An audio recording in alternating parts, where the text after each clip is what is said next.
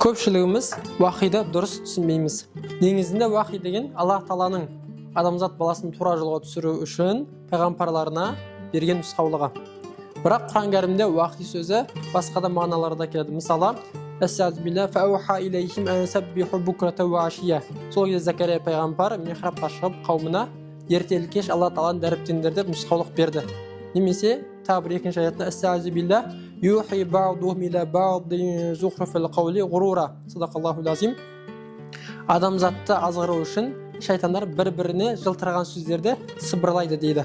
Міне осы сияқты Құран кәрімде вахи сөзі ишарат ету, нұсқау, сыбырлау сияқты мағыналарда келеді. Бірақ біздің естіп біліп жүрген вахимыз ол Аллах Тағаланың өзінің құлдарын тура жолға түсіру үшін пайғамбарларына берген нұсқаулығы.